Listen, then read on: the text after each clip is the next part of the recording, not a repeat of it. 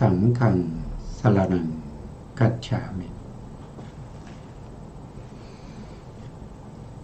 กราบนมัสการพระมหาเถระพระสังฆาธิการพระเถรานุเถระสวัสดีท่านผู้ฟังและผู้ชมทุกท่านกลับมาพบกับรายการพระไตรปิฎกลอยฟ้าครั้งนี้เป็นครั้งที่72ในเรื่องของเวทนานุปัสสนาสติปัฏฐานก็ยังเป็นเรื่องเดิมยังไม่จบนะเรื่องของเวทนาเวทนานี้เป็นสภาพธรรมนะครับที่เกิดขึ้น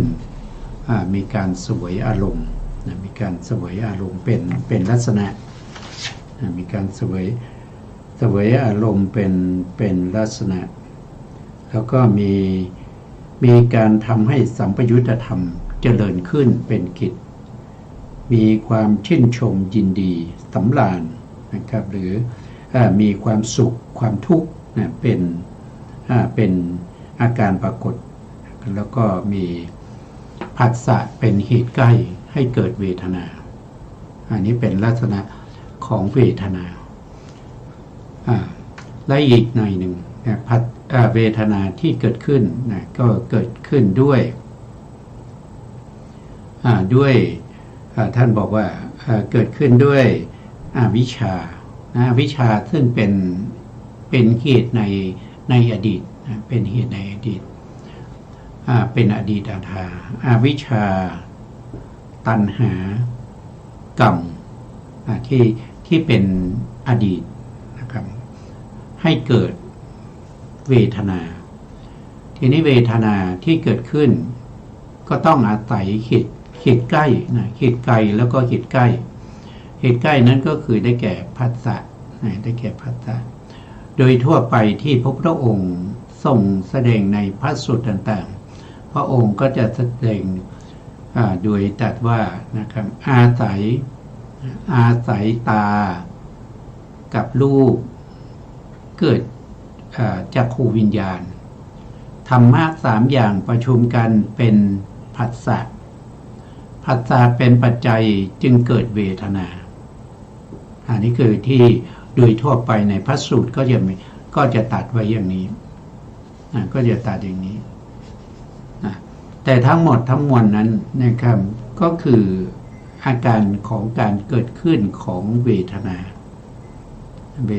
เกิดขึ้นนะครับถ้าเราดูตามพุทธพจน์แล้วเนี่ยนะครับที่ทรงแสดงไว้ในทวารต่างๆนะครับในพูดง่ายๆก็คือทวารหกก็จะเห็นได้ว่าจะมีวัตถุแล้วก็อารมณ์แล้วก็วิญญาณธรรมสามอย่างนี้เป็นเหตุเป็นปัจจัยเป็นเหตุเป็นปัจจัยแต่การประชุมธรรมสามอย่างนี้มันเป็นผัสสะแล้วสิ่งที่เขาประชุมสามอย่างที่เป็นผัสสะนั้นเป็นตัวเหตุใกล้ให้เกิดเวทนาก็จะมีทั้ง6ทวารทางตาก็อาศัยตาอาศัยรูปจึงเกิดจักขูวิญญาณธรรมะสามอย่างประชุมกันเป็นผัสสะผัสสะที่เกิดทางตาเรียกว่าเป็นจักขูสัมผัสสะแล้วก็เป็นจักขูสัมผัสสะก็เป็นเหตุเป็นปัจจัยให้เกิดเวทนานั้นก็จะเรียกว่าเป็นจักขูสัมผัสสะชาเวทนาถ้าเป็นทางหูก็พระองค์ก็จะตรัสว่าอาศัยหูกับเสียงหรือสัทธารมณ์อาศัยถ้าว่าโดยบาลีก็จะเป็นอาศัยโสตประสาทหรือโสตทวารกับสัทธารมณ์จึงเกิดโสตวิญญาณธรรมะสามอย่างประชุมกันเป็นผัสสะเป็นปัจจัยจึงเกิดเวทนานี้จะเรียกว่าเป็นโสตสัมผัสสะชาเวทนาถ้าเวทนาที่เกิดทางจมูกนะครับก็อาศัยจมูกกับ สัทธารมณ์หรือกลิ่นจึงเกิดฆานะวิญญาณธรรมะสามอย่างประชุมกันก็เป็นผัสสะผัสสะเป็นปัจจัยจึงเกิดเวทนาเวทนานั้นเรียกว่าเป็นฆานะสัมผัสสะชาเวทนาถ้าทางลิ้นนะครับก็อาศัยชิวหาหรือชิวหาประสาทนะครับก็อันเดียวกันมีหลาย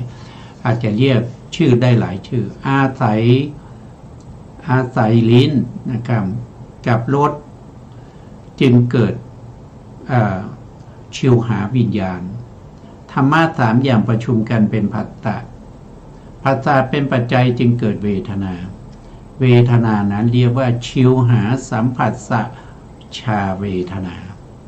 ถ้าทางกายก็อาศัยกายกับโพธพารมณ์เกิดกายวิญญาณธรรมะสามอย่างประชุมกันก็เป็นผัสสะผัสสะเป็นปัจจัยให้เกิดเวทนาเวทนานั้นเรียกว่ากายสัมผัสสะชาเวทนาถ้าเป็นทางใจทางใจก็จะพระองค์ก็จะตรัสว่าอาศัยมโนกับธรรมารมณ์เกิดมโนวิญญาณธรรมะสามอย่างประชุมกันเป็นผัสสะผัสสะเป็นปัจจัยให้เกิดเวทนาเวทนานั้นก็เรียกว่าเป็นมโนสัมผัสสะชาเวทนา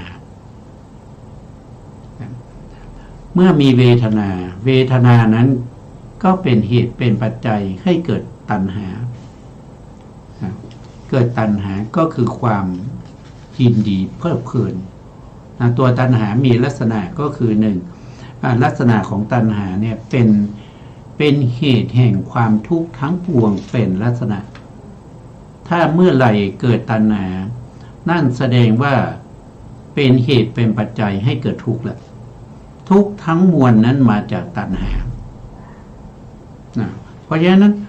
ะนั้นทุกทั้งมวลนั้นนะครับเป็นลักษณะอาการของตัณหา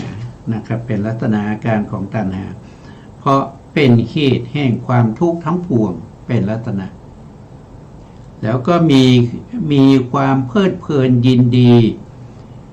ติดใจในอารมณ์แล้วก็ภพภูมิเป็นกิจอันนี้เป็นกิจของตัณหานะเป็นผลของเวทนานะครับแล้วก็มีความไม่อิ่มในอารมณ์เป็นอาการปรากฏตัณหาเนี่ยไม่รู้จักอิ่มนะไม่รู้จักอิ่มนะครับแล้วก็ตัณหามีเวทนาเป็นเหตุใกล้ให้เกิดนั่นเราก็ต้องเราศึกษาเวทนาตามที่พระพุทธองค์ต้องแสดงนะครับว่าเราต้องรู้ชัดในเรื่องของเวทนารู้ชัดแล้วก็รู้เหตุเกิดของเวทนารู้ความดับของเวทนารู้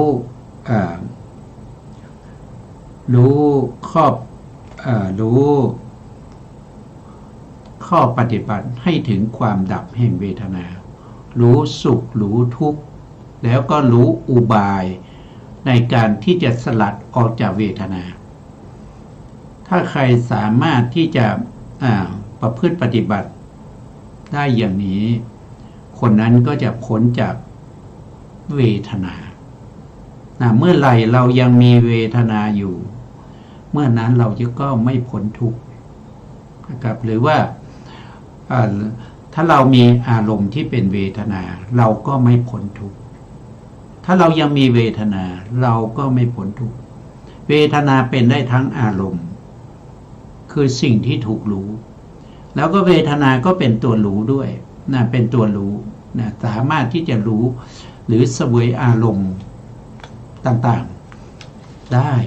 นะครับเป็นเจตสิกดวงหนึ่งเป็นเจตสิกประเภทที่เป็นสัพพจิตตสาธารณเจตสิกเกิดร่วมกับ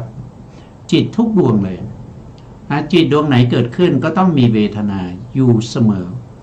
บางครั้งเราพูดถึงเฉพาะจิตเราก็ต้องรู้ทันทีว่า จิตจะเกิดดวงเดียวไม่ได้ จิตเวลาเกิดขึ้นต้องมีสัมปยุตธรรมในสัมปยุตธรรมนั้นก็มีเวทนาอยู่ด้วยนะมีเวทนาอยู่ด้วยถ้าพูดถึงเวทนาก็แสดงว่ามีจิตด้วยนะในนามธรรมนามธรรมเนี่ยเขาเรียกว่าเป็นนามขันธ์สี่นะครับถ้าเราพูดถึงนามธรรมอย่างใดอย่างหนึ่งมันก็จะต้องมีขันธ์ทั้งสี่นั่นก็คือต้องมีเวทนาขันธ์ประกอบอยู่ด้วยมีสัญญาขันธ์ประกอบอยู่ด้วยมีสังขารขันธ์ประกอบอยู่ด้วยแล้วก็มีวิญญาณขันธ์ก็คือตัวจิตจะพูดถึงเวทนาก็เป็นนามขันธ์สี่จะพูดถึงสัญญาก็นามขันธ์สี่จะพูดถึงสังขารก็นามขันธ์สี่จะพูดถึงวิญญาณหรือจิตก็นามขันธ์สี่แต่การที่พูดเฉพาะเวทนาอย่างเดียวเพื่อสะดวกในการที่จะพูดแล้วก็ทำความเข้าใจได้ถ้าเราพูดทั้งหมดนะครับเวทนาพูดเรื่องเวทนาก็มีทั้งเวทนาสัญญาสังขารก็มีอีก50นะมีอีก50อย่างนะแต่50อย่างนี้ท่านยกเอาตัวสังขารหรือตัวเจตนาความจงใจนั้นเป็นประธานในกลุ่มของสังขาร50นั้นนะถ้าพูดถึงจิตก็มากมายนะครับมากมายนะครับแต่ที่จะศึกษาได้ที่พระพุทธองค์ทรงแสดงแล้วก็บัญญัติไว้ในอภิธรรมนะครับว่าโดยย่อก็จะมีอยู่89ว่าโดยพิสดารก็จะมีอยู่121อันนี้ก็คือเป็นเรื่องทั่วไปที่เราต้องรู้นะครับเพราะเราเป็นผู้ที่ศึกษาเพื่อความพ้นทุกข์ในเรื่องของการเวียนว่ายตายเกิดไม่ใช่ไม่รู้อะไรนะไม่รู้อะไรแล้วก็ปฏิบัติแล้วก็ข้อปฏิบัตินั้นก็ยังไม่รู้ว่าเป็นมิจฉาทิฏฐิหรือว่าเป็นสัมมาทิฏฐิก็ไม่รู้นะเราเป็นชาวพุทธศาสนาเป็นศาสนาแห่งปัญญาเพราะฉะนั้นสิ่งไหนที่พระพุทธองค์แสดงเราก็ต้องรู้แล้วก็ศึกษาทำความเข้าใจอย่าไปเข้าใจผิดอย่าไปสำคัญผิดอย่าไปศึกษาในสิ่งที่พระพุทธเจ้าไม่มีเจตนาให้พวกเราเข้าใจผิดนะครับแต่เราไปเข้าใจผิดเองเพราะฉะนั้นการประพฤติปฏิบัติในทางพระพุทธศาสนาจึงไม่เจริญก้าวหน้าเราพูดถึงสภาวธรรมทั้งหมดที่พระพุทธองค์ทรงแสดงไว้นะครับมันก็ต้องมีเหตุต้องมีเหตุแล้วก็มีผลหรือมีปัจจัยแล้วก็มีปัจจัยยุบันนะครับธรรมที่ไม่มีเหตุไม่มีเหตุให้เกิดนั้นก็คือมีเฉพาะบัญญัติกับพระนิพพานพระนิพพานเนี่ยเป็นธรรมที่ไม่มีเหตุให้เกิดแต่พระนิพพานที่ผู้ปฏิบัติสามารถเข้าถึงได้แต่ไม่ใช่ไปสร้างพระนิพพานเพียงแต่เข้าถึงด้วยข้อประพฤติปฏิบัติในอริยสัจสี่นี้ทุกข์อะไรเป็นทุกข์บ้างเราก็ต้องรู้ทุกข์เหตุให้เกิดทุกข์มีอะไรนะครับแล้วก็เหตุแห่งความดับของทุกข์มีอะไรข้อปฏิบัติให้ถึงความดับทุกข์มีอะไรบ้างแล้วก็อะไรเป็นคุณของทุกข์อะไรเป็นโทษของทุกข์แล้วก็ข้ออุบายในการสลัดออกจากทุกข์เป็นอย่างไรเพราะเราต้องศึกษาทำความเข้าใจเราถึงจะรู้ได้และคำสั่งสอนของพระเจ้าไม่เกินสติปัญญาของผู้ที่มีศรัทธาแล้วก็ตั้งใจสดับรับฟังศึกษามันก็จะผ่านพ้นไปได้ถ้าศรัทธาน้อยหรือว่า ไม่ได้ศรัทธาพระพุทธพระธรรมพระสงฆ์แต่เป็นศรัทธาอย่างอื่นนะศรัทธาอย่างอื่น อาจจะเป็นศรัทธาครูบาอาจารย์ หรือว่าอาจจะเป็นศรัทธาในข้อปฏิบัติที่นอกเหนือจากที่พระพุทธองค์แสดงไว้นั่นก็เป็นวิธีการของแต่ละท่านนะครับที่จะต้องทำความรู้ความเข้าใจเองว่าสิ่งที่เราประพฤติปฏิบัติอยู่นั้นมันตรงตามที่พระพุทธองค์แสดงไว้ในพระไตรปิฎกหรือเปล่านะถ้านอกเหนือพระไตรปิฎกหรืออรรถกถาที่พระพุทธองค์แสดงไว้มันอาจจะผิดก็ได้นะครับอาจจะผิดก็ได้ต้องทบทวนให้ดีเราก็พูดถึงเหตุปัจจัยอยู่นะครับปัจจัยที่เราพูดถึงก็เป็นปัจจัยที่พระพุทธองค์แสดงไว้ในมหาปฐานนะครับปัจจัย24แล้วก็มีปัจจัยที่แสดงไว้ในอิทธัปปัจจยตาหรือปฏิจจสมุปบาทธรรมที่เป็นเหตุเป็นผลสืบเนื่องต่อกันไปนะครับเราก็พูดมาจนถึงในเรื่องของตัณหาเนี่ยเป็นปัจจัยช่วยอุปการะแก่อุปทานตัณหาก็คือมีตัณหาเนี่ยเป็นเหตุแห่งความทุกข์ทั้งปวงเป็นลักษณะตัณหามีความยินดีเพลิดเพลินติดใจในอารมณ์แล้วก็ภพภูมิเป็นกิจตัณหามีความไม่รู้จักอิ่มในอารมณ์เป็นอาการปรากฏมีเวทนาเป็นเหตุใกล้อันนี้เป็นลักษณะที่จตุกะของตัณหาเราก็มาดูตัณหาที่เป็นปัจจัยช่วยประการะแก่อุปทานนะครับต่อจากครั้งก่อนนะครับก่อนเราพูดถึงตรงนี้ตัณหาก็คือได้แก่โลภะโลภะเจตสิกโลภะเจตสิกนี้มีอยู่ดวงเดียวแต่โลภะเจตสิกเวลาไปเกิดก็จะไปเกิดร่วมกับโลภะมูลจิต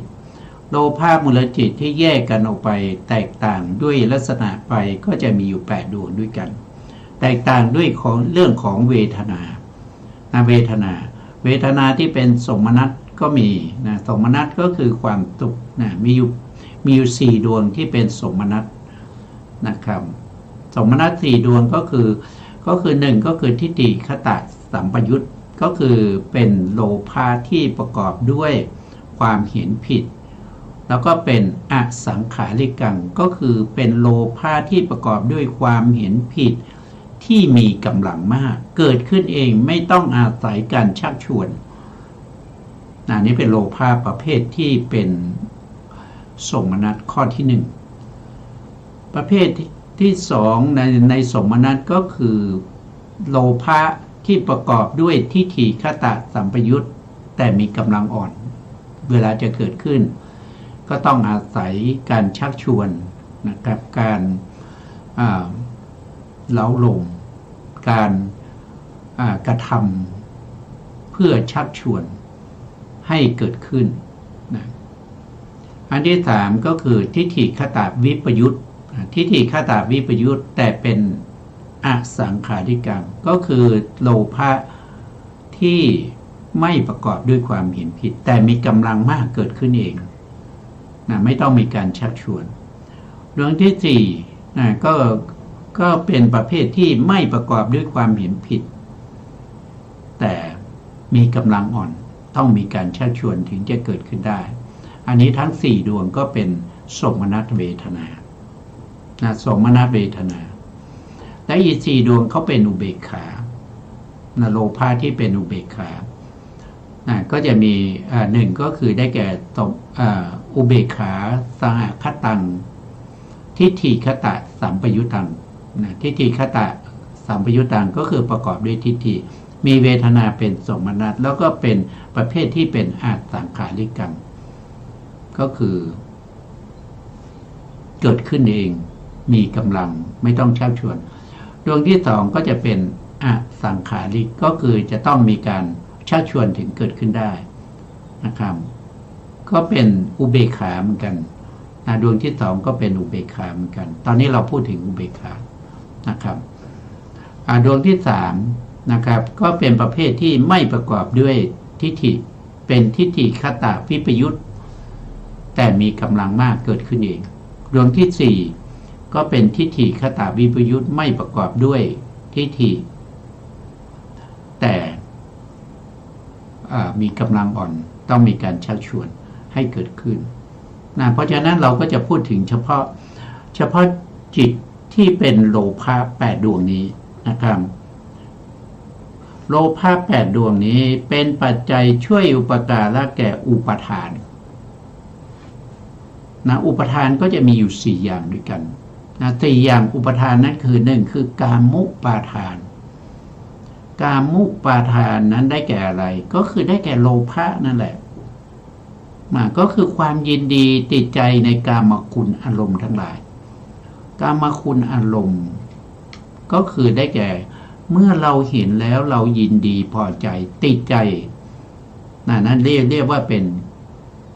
กามุปาทานได้ฟังเสียงแล้วยินดีติดใจนะครับใคร่ที่จะฟังเสียงนั้นนานๆอันนี้ก็เป็นกามุปาทานหรือว่าดมกลิ่นแล้วชอบใจในกลิ่นนั้นนี่ก็กามุปาทานลิ้มรสแล้วอร่อยดีแสวงหามากินบ่อยๆอันนี้ก็กามุปาทานเมื่อถูกต้องสัมผัสนะครับเสียดสีแล้วเกิดความยินดีพอใจอันนั้นก็เป็นกามุปาทานนี้ก็เรียกว่าเป็นกามคุณ5ก็คือชอบในการเห็นชอบในการได้ยินชอบในการดมกลิ่นชอบในการลิ้มรสแล้วก็ชอบในการถูกต้องสัมผัสอันนี้เรียกว่าเป็นกามคุณอารมณ์เมื่อตัวโลภะโลภะนี่เป็นตัวเข้าไปยินดีติดใจในสิ่งเหล่านี้เมื่อติดใจมากก็เรียกว่าเป็นกามุปาทานกามุปาทานเพราะฉะนั้นตัวตัณหาเนี่ยเป็นปัจจัยให้กามุปาทานเกิดขึ้นช่วยประการะแก่กามุปาทานด้วยอำนาจ1ปัจจัยก็คือปักตูปานิสยปัจจัย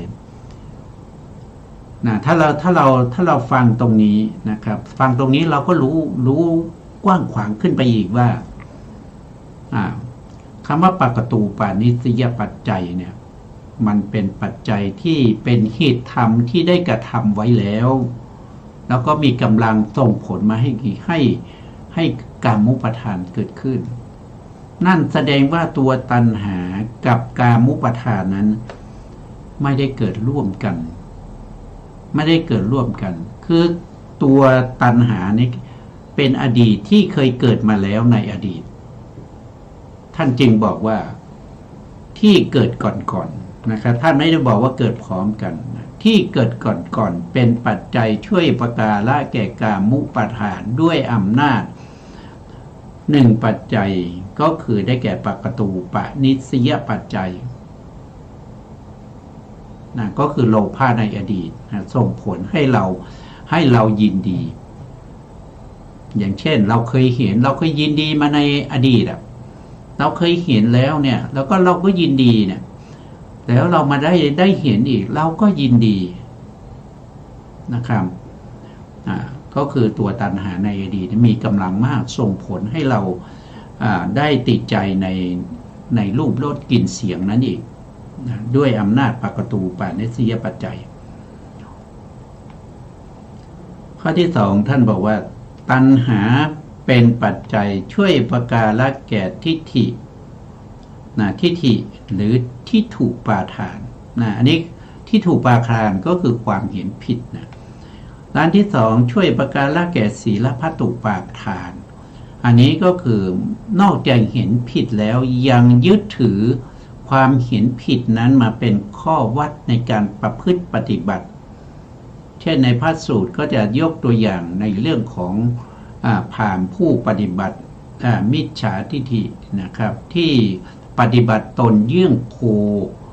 นะครับไปไหนก็คลานไปนะครับคลานไปเวลาจะกินอะไรก็ทำตัวอย่างโคแล้วก็เอาเขาโคมาผูกอยู่ที่หัวนะครับก็คือเป็นศีลพัตตะศีลพัตตุปาทานบางคนก็ปฏิบัติเยี่ยงสุนัขทำตัวให้เหมือนกับสุนัขในสมัยพุทธกาลมีนะครับปัจจุบันนี้ไม่รู้มีหรือเปล่านะครับการปฏิบัติอย่างนี้ถ้าจะการประพฤติปฏิบัติที่หลากหลายแตกต่างกันพิสดารกันออกไปเนี่ยในประเทศอินเดียนี้ปัจจุบันนี้มียังมีผู้ที่ปฏิบัติตามลัทธิต่างๆแต่บ้านเรานี่อาจจะมีไม่ใช่มีการปฏิบัติผิดนะครับแต่ว่าการปฏิบัติอาจจะไม่มีปฏิบัติเยี่ยงสุนัขหรือเยี่ยงโคแต่ก็ยังปฏิบัติผิดก็มีอยู่เยอะมีอยู่เยอะมีอยู่แยะต่อไปตัณหาเป็นปัจจัยช่วยประการละแก่อัตวาทุปาทานอัตวาทุปาทานก็คือได้แก่ความเห็นผิดที่เห็นเป็นตัวเป็นตนที่นอกจากที่ถูกปาทานแล้วนอกจากศีลพัตตุปาทานยึดถือเป็นอัตตาตัวตนเป็นชีวะเป็นอัตมันอะไรพวกนี้นะครับบางคนก็ยึดถือว่านะครับในตัวเราเนี่ยมันมีเราอยู่นะครับรูปตายแล้วก็ทิ้งไว้นี่นะครับแต่เรานะครับจะล่องลอยออกจากรูปที่ตายหรือร่างที่ตายแล้วไปหาร่างใหม่อยู่อย่างเงี้ยนะครับก็ยึดถือเราในรูปในรูปเราในอะไรในเสียงเราในเวทนาอย่างเงี้ยเราในรูปเราในเวทนาเราในสัญญาเราในสังขารเราในวิญญาณมีตัวเราอยู่ในนั้น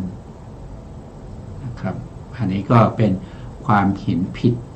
ทั้งหมดทั้งมวลนั้นท่านบอกว่าก็คือมาจากโลภะมีโลภะเป็นปัจจัยโลภะเป็นปัจจัยท่านบอกว่าเมื่อโลภะเป็นปัจจัยช่วยประการละแก่ทิฏฐุปาทานศีลพัตตุปาทานและอัตวาทุปาทานที่เกิดพร้อมกันนั้นได้อำนาจปัจจัยอยู่7ปัจจัยด้วยกันคำว่าเกิดพร้อมกันนั้นแสดงถึงอำนาจปัจจัยที่เราจำแนกโดยความเป็นชาตินั่นก็คือได้แก่สหชาตชาติเพราะฉะนั้นปัจจัยและปัจจัยยุบันข้อนี้ก็เข้าในประเภทที่เป็นสหชาตชาติเมื่อเข้าในสหชาตชาติเราก็รู้ทันทีว่าเป็นสหชาตชาติเนี่ยมันต้องมีสหชาตชาติใหญ่คือใหญ่4ปัจจัยต้องเข้าแน่นอนนะครับถ้าเป็นสหชาตชาติ4ปัจจัยนี้ต้องเข้าแน่นอนนะครับไม่พลาดนะครับได้แก่อะไรก็คือได้แก่สหชาตปัจจัยเป็นปัจจัยที่6ในปัจจัย24เป็นปัจจัยที่6ต่อมาก็เป็นปัจจัยที่8ก็เรียกว่าสหชาตานิสยปัจจัยนี้ก็ต้องเข้านะครับแล้วต่อไปก็จะเป็นปัจจัยที่22ถ้าจำไม่ผิดก็จะเป็น22 22ก็จะเป็นสหชาตทิปัจจัยสหชาตทิปัจจัยและปัจจัยหนึ่งก็จะเป็นปัจจัยที่24ก็เรียกว่าสหชาตาอวิคตาปัจจัย4ปัจจัยใหญ่นี้ต้องเข้าเสมอเพราะองค์ธรรมเขาเนี่ยกว้างขวางครอบคลุมก็มีสหชาตาปัจจัยสหชาตานิสยปัจจัยสหชาตาทิปัจจัยสหชาตาวิคตาปัจจัยนี่เป็นปัจจัยใหญ่4ปัจจัยเข้าแน่นอนทีนี้ปัจจัยกลางเนี่ยเราก็ต้องมาดูตัวปัจจัยกับปัจจัยยุบันปัจจัยเนี่ยมันเป็นโลภะคือตัวตัณหาแล้วก็เกิดร่วมกับปัจจัยยุบันก็คือเกิดร่วมกับทิฏฐิที่เป็นที่ถูกปาทาน ทิฏฐิที่เป็นศีลพัตตุปาทานทิฏฐิที่เป็นอัตตวาทุปาทานเกิดร่วมกันนั่นแสดงว่าเขาอาศัยซึ่งกันและกัน เพราะจิตและเจตสิกนะครับหรือว่าเจตสิกกับเจตสิกที่เกิดร่วมกันที่เป็นสัมปยุตธรรมคือเกิดพร้อมกันนั้นจะต้องประกอบด้วยคุณสมบัติ4อย่างที่เรียกว่าเจโตยุตตะเจโตยุตตะ4อย่างนั่นก็คือเกิดพร้อมกันอาศัยวัตถุเดียวกันเกิดขึ้นรู้อารมณ์เดียวกันแล้วก็ดับพร้อมกันเมื่อครบลักษณะ4อย่างนี้ก็จะปัจจัยกับปัจจยุบันก็จะอาศัยซึ่งกันและกันหรือแก่กันและกันเพราะฉะนั้นก็ได้อำนาจปัจจัยที่เป็นอัญญมัญญปัจจัยซึ่งเป็นปัจจัยกลางในสหชาตชาติต่อมาก็จะเป็นวิปากปัจจัยวิปากปัจจัยนี่มันเข้าตรงนี้ไม่ได้เพราะอะไรเพราะว่าโลภะมูลจิตที่เป็นวิบากเนี่ยมันไม่มีเช่นวิปากจิตเนี่ยมันไม่มีตัณหาแล้วก็มันไม่มีทิฏฐิประกอบในวิปากจิตเพราะฉะนั้นวิปากจิตจะมาเป็นปัจจัยที่เรียกว่าเป็นวิปากปัจจัยไม่ได้ก็ไม่เอาปัจจัยที่3ในปัจจัยกลางเนี่ยก็คือได้แก่สัมปยุตตปัจจัยสัมปยุตตปัจจัยก็คือเขาจะประกอบกันเวลาเกิดขึ้นแล้วเขาประกอบกันนะครับสภาพธรรมที่ประกอบกันนั้นก็คือได้แก่จิตและเจตสิกแล้วก็เจตสิกกับเจตสิกอันนี้จะประกอบกันได้เข้าลักษณะเจโตยุตตะก็คือครบองค์4ก็คือเกิดพร้อมกันอาศัยวัตถุเดียวกันเกิดขึ้นรู้อารมณ์เดียวกันแล้วก็ดับพร้อมกัน4อย่างนี้เกิดขึ้นก็เป็นสัมปยุตเพราะฉะนั้นก็ได้ปัจจัยกลางอีก1ปัจจัยก็คือสัมปยุตตปัจจัยส่วนปัจจัยกลางที่4นั้นคือวิปยุตนะครับก็คือวิปยุตปัจจัยทีนี้วิปยุตก็คือไม่ประกอบไม่ประกอบถ้าใช้คำว่าไม่ประกอบนั้นปัจจัยกับปัจจยุบันนั้นจะต้องเป็นรูปกับนามก็ต้องเป็นรูปกับนามแต่ในที่นี้เขาเป็นนามเขาไม่มีรูปเขาเป็นตัณหาก็เป็นนามทิฏฐิก็เป็นนามตัณหาเป็นนามนะครับเป็นเจตสิกดวงหนึ่งเป็นนามเป็นอกุศลอกุศลเจตสิกแล้วก็ทิฏฐิก็เป็นอกุศลเจตสิกเขาประกอบกันเขาไม่ได้เป็นวิปยุตวิปยุตคือไม่ประกอบเพราะฉะนั้นก็ไม่ได้นั่นก็ได้ปัจจัยกลางมา2ปัจจัย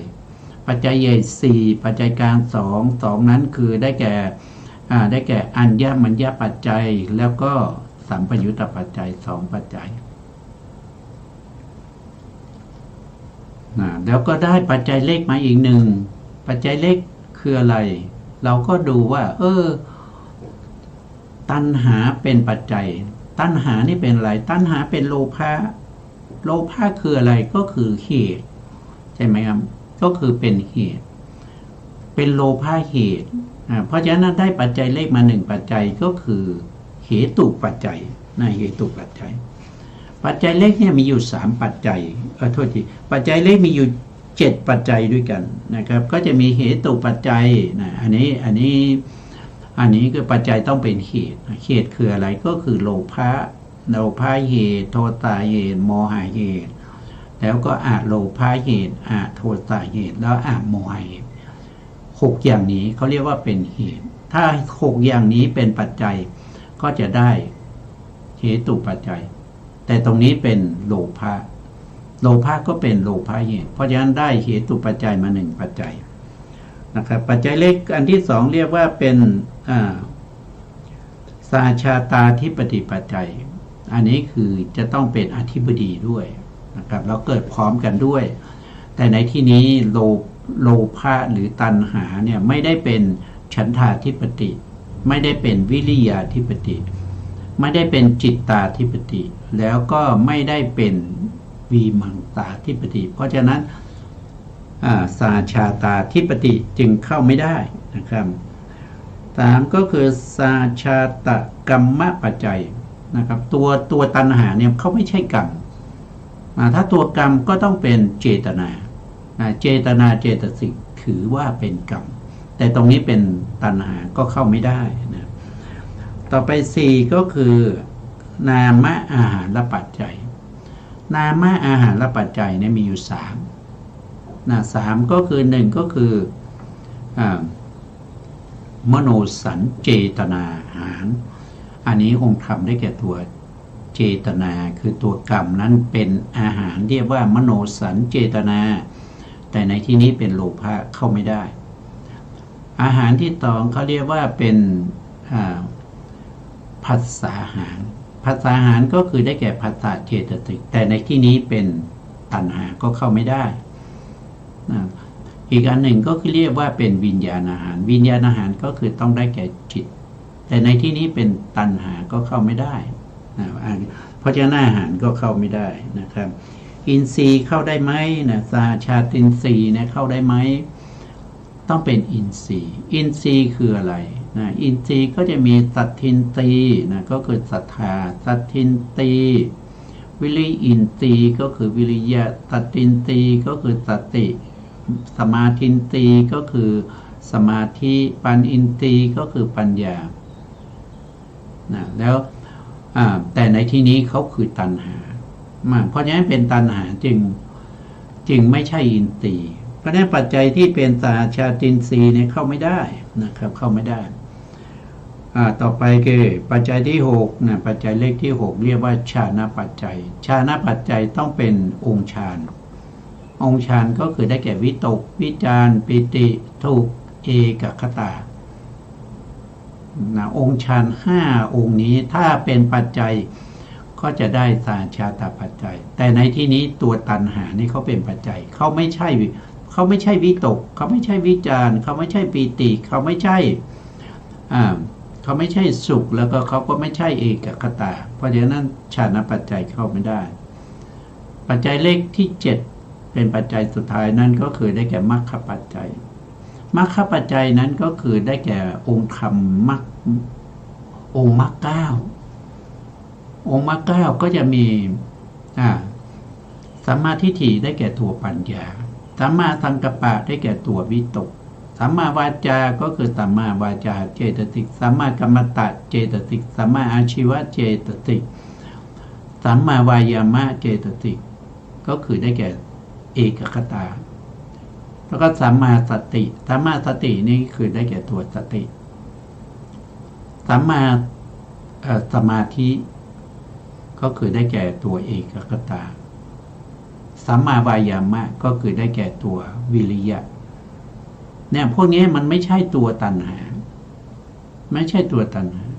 นะครับแล้วก็องค์ที่9ก็คือมิจฉาทิฏฐิก็คือได้แก่ตัวทิฏฐินั่นเองแต่ตัวตัณหานี่ไม่ใช่ตัวทิฏฐิเพราะฉะนั้นมรรคปัจจัยก็เข้าไม่ได้สรุปแล้วก็ได้อำนาจปัจจัยอยู่7ปัจจัยด้วยกันได้7ปัจจัยก็ได้7ปัจจัยตรงนี้ก็มีปัจจัยใหญ่อยู่4สหชาตชาติใหญ่4สหชาตชาติกลาง2ก็คือได้แก่อัญญมัญญะและสัมปยุตอัญญมัญญปัจจัยสัมปยุตตปัจจัยแล้วก็สหชาตชาติเลขอีก1อันนี้ก็คือได้แก่เหตุปัจจัย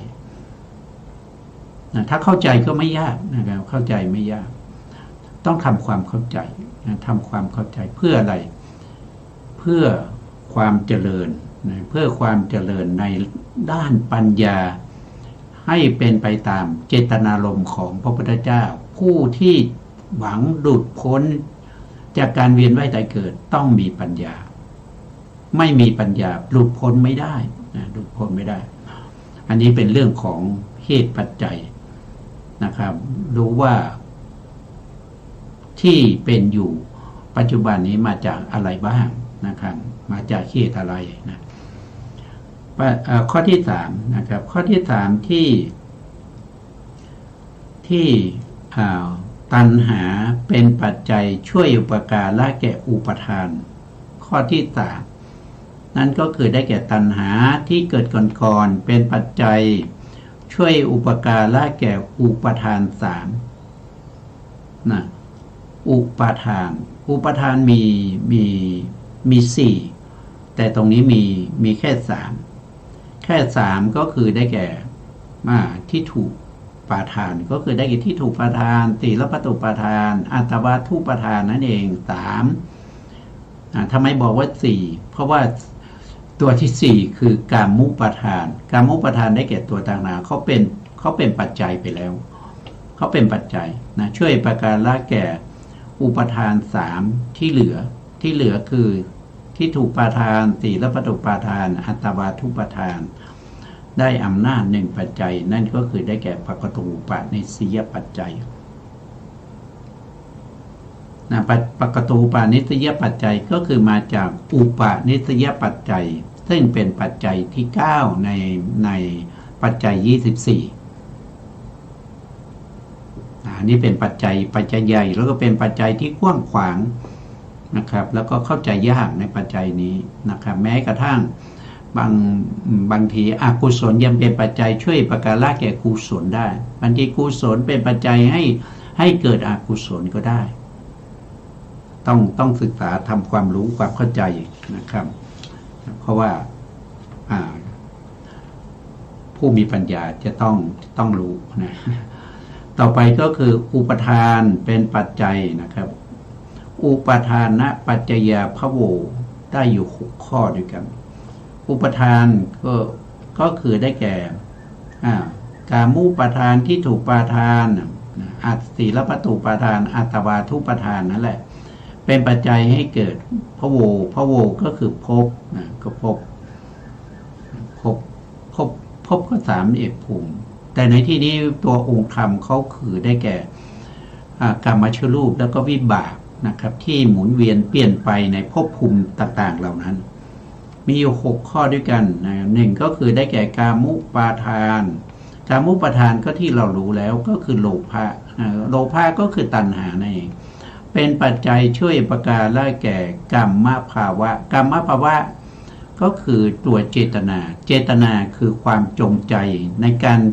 ที่ทำอะไรทำบุญบ้างนะครับให้ทานบ้างรักษาศีลนะครับเจริญสมถะเจริญวิปัสสนาอย่างนี้เป็นต้นอันนี้เรียกว่าเป็นเจตนาเป็นกรรมที่เราทำใหม่ในภพนี้เพราะมีโลภะในอดีตโลภะในอดีตเนี่ยเป็นปัจจัยทำให้เราทำกรรมในปัจจุบันที่ประกอบกันกับตนท่านบอกว่าที่ประกอบกันกับตนก็คือได้แก่ตัวเจตนาเกิดร่วมกับโลภะนั่นเองเจตนาเกิดร่วมกับโลภะก็เกิดในไหนก็คือเกิดในโลภะมูลจิตนั่นแหละตัวเจตนานี้เกิดในโลภะมูลจิตได้อำนาจปัจจัยอยู่7ปัจจัยแต่ตัวโลภะนะเขาเป็นปัจจัยนะเขาเป็นเหตุครับตัวเจตนาที่เกิดร่วมนั้นเป็นปัจจุบันคือเป็นผลได้อำนาจปัจจัยอยู่7ปัจจัยนะครับเกิดพร้อมกันก็เป็นสาชาตะพอสาชาตชาติเข้านั่นแสดงว่าสาชาตชาติใหญ่ต้องมี4สาชาตชาติกลางเขาบอกว่า2ก็คืออัญญมัญญปัจจัยแล้วก็สัมปยุตตปัจจัยจะไม่มีวิปากปัจจัยแล้วก็จะไม่มีวิปยุตตปัจจัยเหมือนข้อที่ผ่านมานะครับแล้วปัจจัยเล็กอีก1ปัจจัยก็คือเหตุปัจจัยมาจากไหนก็คือโลภะหรือกามุปาทานนั้นเป็นโลภะเหตุจึงได้ปัจจัยเล็กมา1ปัจจัยก็คือเหตุปัจจัยต่อไปในข้อที่2ที่ถูกปาทานศีลปัตตุปาทานอัตตวาทุปาทานทั้ง3เป็นปัจจัยอันนี้เป็นปัจจัยทิฏฐิเป็นปัจจัยนะครับองค์ธรรมเขาคือได้แก่ตัวทิฏฐิเจตสิกนั่นเองเป็นปัจจัยช่วยประการละแก่กามภาวะกามภาวะก็คือได้แก่ตัวเจตนาที่ประกอบกับตนด้วยอำนาจ7ปัจจัยก็เหมือนกับข ข้อที่หนึ่งนะเพียงแต่เอาโลภะออกไปแล้วก็เอาทิฏฐิมาเป็นปัจจัยช่วยอุปการะแก่ตัวเจตนาก็ได้7ปัจจัยเหมือนกันนะเหมือนกันสาชาตญาติสาชาตชาติใหญ่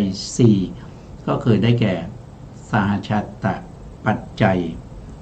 สหชาตนิสยปัจจัยสหชาตทิปัจจัยสหชาตอวิคตปัจจัยปัจจัยกลาง2ปัจจัยก็ได้แก่อัญญมัญญปัจจัยสัมปยุตตปัจจัยอันนี้ปัจจัยกลาง2ปัจจัยแล้วก็ปัจจัยเล็กอีก1ปัจจัยปัจจัยเล็กนี่ก็ตัวทิฏฐินะเป็นปัจจัยตัวทิฏฐินะเขาเป็นมรรคนะครับแต่เป็นมิจฉามรรคเพราะฉะนั้นก็ได้มรรคปัจจัยหมาย1ปัจจัยนะครับมรรคในที่นี้มีองค์ธรรม9นะครับมีองค์ธรรม9ไม่ใช่8นะที่เราทราบเนี่ยส่วนมากนะครับเราก็ไปจำว่าองค์ธรรม8นะครับอันนั้นเป็นโดยส่วนมากก็จะเป็นสัมมาทิฏฐินะครับขอโทษทีมรรคมีองค์8นะครับมัชฌิมาปฏิปทาข้อปฏิบัติทางสายกลางมีอยู่8นะครับแต่ในที่นี้เขามรรคเนี่ยเขาแปลว่าหนทางนี้ก็เป็นนำไปสู่ถ้าเป็นอริยมรรคมีองค์8ก็นำไปสู่มรรคผลนิพพานแล้วไปอบายล่ะก็ต้องเป็นทิฏฐินะทิฏฐิเนี่ยนำไปสู่อบายแล้วก็มรรคนะครับมรรคมีองค์8เนี่ยถ้าเป็นอริยมรรคประกอบด้วยองค์8นะนำไปสู่มรรคผลนิพพานแต่ถ้าไม่ถึงองค์8นะไม่ถึงองค์8อาจจะมีองค์5นะครับเช่นมีสัมมาทิฏฐิสัมมาสังกัปปะนะครับแล้วก็มีสัมมาสติสัมมาสมาธิสัมมาวายามะนะ5องค์นี้อันนี้ก็เป็นนำไปสู่ความเป็นมนุษย์เป็นเทวดานะครับความเป็นมนุษย์เป็นเทวดาแล้วก็เป็นพรหมได้ไม่สามารถไปมรรคผลนิพพานได้ไปมรรคผลนิพพานต้องครบองค์8องค์8นั้นขาดอะไรก็ขาดสัมมาวาจาสัมมากัมมันตะสัมมาอาชีวะต้องเกิดพร้อมกันเมื่อเกิดพร้อมกันก็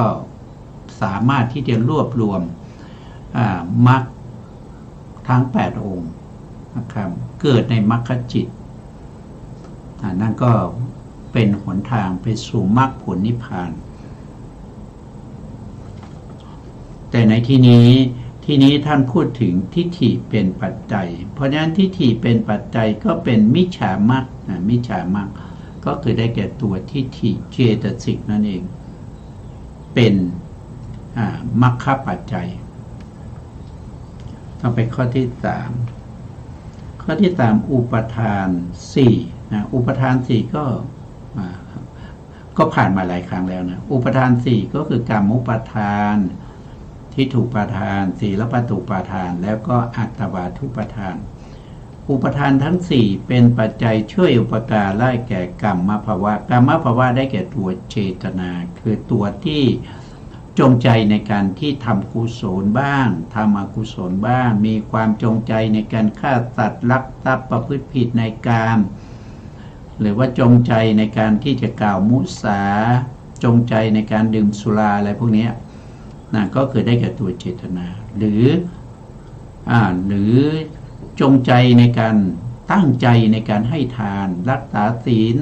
แต่ในที่นี้เป็นไปไม่ได้เพราะตัวที่เป็นปัจจัยเนี่ยเขาเป็นอุปทานนี่เป็นอกุศลนะเพราะฉะนั้นกรรมภาวะก็ต้องไปทางอกุศลตัวเจตนาก็ประกอบอยู่ในอกุศลอุปทานทั้ง4ประกอบอยู่ที่ไหนประกอบอยู่ในโลภะมูลจิต8เพราะฉะนั้นเป็นปัจจัยช่วยประการและแก่กรรมุปทานก็แสดงว่ากรรมุปทานคือเจตนาที่ประกอบอยู่ในโลภะมูลจิต8นั่นเองโทษทีโลภะมูลจิต4ที่เป็นทิฏฐิคตสัมปยุตนะไม่ถ้าเป็นทิฏฐิคตวิปยุตนี่นะเขาไม่เรียกว่าเป็นเขาไม่มี ไ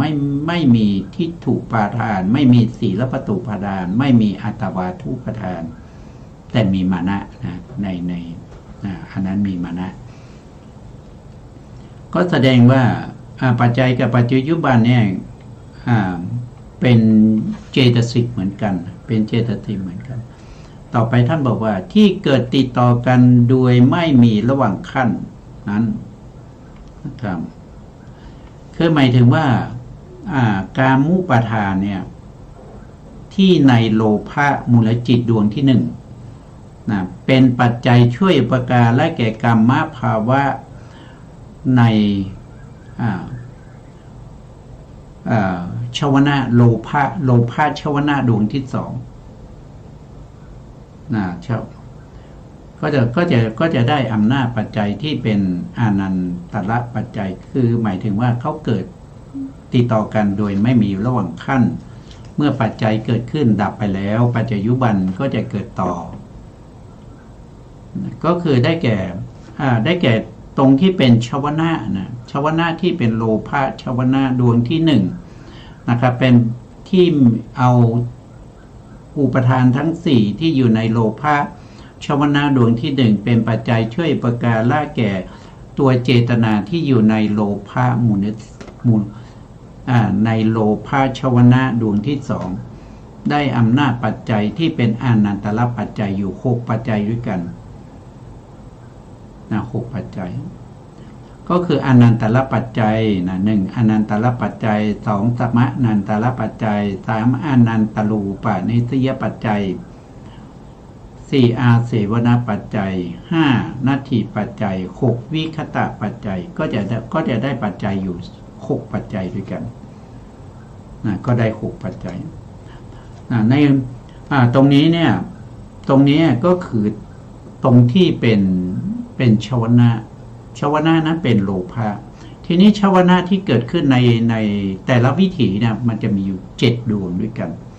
ชวนะดวงที่1นะครับเป็นปัจจัยช่วยประการละแก่ชวนะดวงที่2นะครับแล้วก็ชวนะดวงที่2ก็เป็นปัจจัยช่วยประการละแก่ดวงที่3ดวงที่3ก็จะเป็นปัจจัยช่วยประการละแก่ดวงที่4ก็สืบกันไปอย่างนี้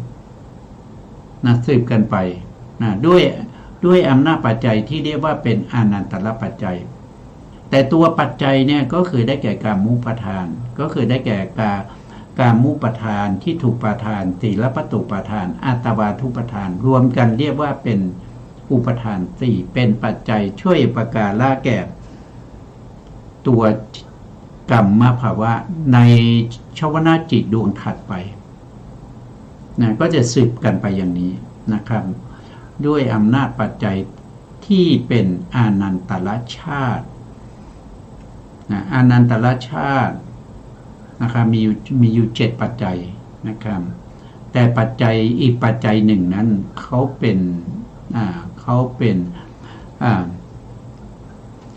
็นเจตนาที่อยู่ในมรรคจิตช่วยประการละแก่ผลและจิตนะครับในขณะที่ได้มรรคได้ผลอันนั้นเราไม่พูดถึงเพราะว่ามันเป็นโลกุตระนะเพราะฉะนั้นตรงนี้ก็ได้6ปัจจัยด้วยกันก็คืออนันตระปัจจัยสมานันตระปัจจัยอนันตรูปานิสยปัจจัยอาเสวนปัจจัยนัตถิปัจจัยอวิคตะปัจจัยนะครับอันนี้ก็เป็นปัจจัยที่เราศึกษานะครับเราศึกษาเพื่ออะไรศึกษาเพื่อเอาไว้ใช้ในขณะที่เราประพฤติปฏิบัติพบสถานการณ์อย่างนี้เราก็สามารถที่จะรู้ได้ว่าอันนี้คือปัจจัยนี้ปัจจัยนี้นะครับวันนี้เวลาหมดแล้วนะครับ สุดท้ายนี้นะครับก็ขอกราบขอบพระคุณพระครูสมอุทวิสุวัตรวรกิจโชผู้อำนวยการสถานีวิทยุเพื่อการศึกษาพระพุทธศาสนาและวัฒนธรรม FM 104.5 เมกะเฮิรตซ์วัดไฟหินจังหวัดเชียงใหม่และขอกราบขอบพระคุณพระครูปริยัติยานุศาสตร์ขอบคุณท่านผู้ฟังและผู้ชมทุกท่านนะครับที่ให้เกียรติติดตามในรายการพระไตรปิฎกลอยฟ้าพบกันใหม่ในครั้งต่อไปครับวันนี้ลาไปก่อนครับสวัสดีครับ